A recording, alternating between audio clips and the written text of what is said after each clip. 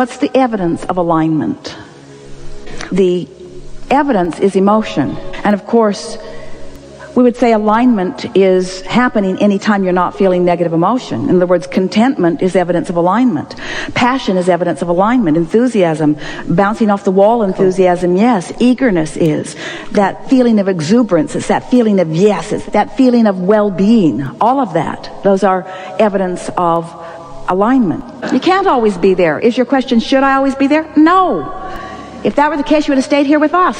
You said, I'll go into contrast and I'll deal with it. I'll know what to do about it. I will manage it. I will benefit from it. I will benefit from knowing what I don't want as much as I benefit from knowing what I do want. And I will no longer reside, as most humans do, predominantly in a step one mode. I'll ask and then I'll expect it to be given, and I'll watch for the evidence of it. And when I see the evidence of it, I will acknowledge it. I will run it into the ground. I will tell my friends, I had the best time. I did this and I did this and I felt this way and I felt this way and I felt this way and it was wonderful and I felt this way and I felt this way, until they say, shut up. I feel so good. But you see, this alignment is not like a college degree where once you achieve it, it's yours forevermore. It either is or it isn't in the moment. And you can tell whether it is or whether it isn't. And now you know what to do if it isn't, don't you? And the more you do it, the easier it will become. And there will be those things that sort of feel like they are kind of sneaking up on you and catching you off guard every now and again. But all that means is you've got some residual beliefs that are not in harmony with what you truly know. So it just gives you an opportunity to sort of work the bugs out of it yet a little more, you see. It's so much fun. This is the way you mold the clay. This is the creative clay. It's the thoughts and feelings that come in response to the thoughts. So you think a thought and you feel how it feels. So just play with it for a little while if you want to. Think about your mother and feel appreciation for her giving you an avenue into this time-space reality. Just try to feel a little bit of appreciation for that and feel how it feels. And then remember your teenage years and how hard on you she was and how she didn't understand. And notice that you can look at the same person from perspectives of your choosing, and you can find reasons to align and reasons to not align. In other words, you can find things that the source within you agrees with and things that the source within you doesn't agree with. It does not matter where you've been. It only matters how you feel right here and now. You have a relationship right now with everything that you have become. And we're not saying you have a relationship with yet unfulfilled desires. That's not what we said. You have a relationship with all that you have become.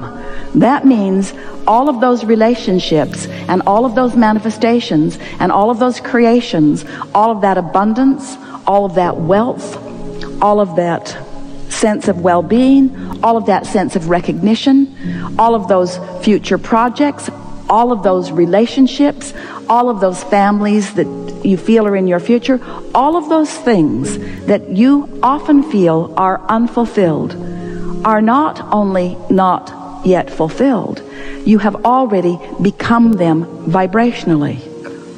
So how do we say whether you're living the past or the present or the future?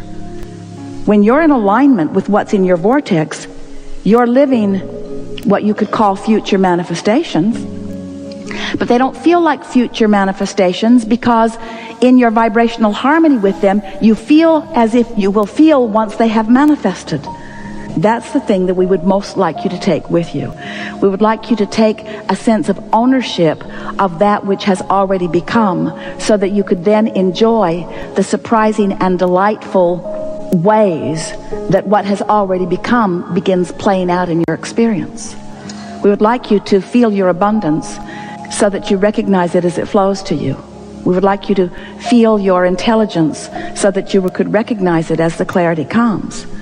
We'd like you to know your perfection so that you're not shocked when good things happen to you. We would like you to feel often the love of Source that radiates through you, so that it doesn't feel like you have to work to appreciate the beauty of those around you or the beauty of your planet. You are vibrational beings. You are extensions of Source energy. You have the ability to tune your frequency in ways that you have not commonly been practicing. But as you start practicing it, you're going to feel really good.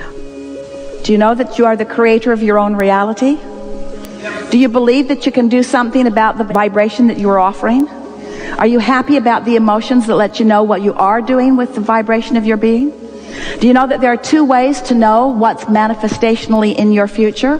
One is the way you feel. The next is what manifests in your future. In other words, those are the only two ways. You can tell as it happens and as it happens. And is it not always happening? Isn't your grid filling in with manifestations constantly? Isn't the absence of what you want a manifestation too? It's a manifestation of where you're living, isn't it? So aren't you always getting exactly what you're doing vibrationally? And don't you love that? And don't you love knowing that if you're getting something different than what you want, that you can do something about it? Do you feel sort of empowered to do something about it?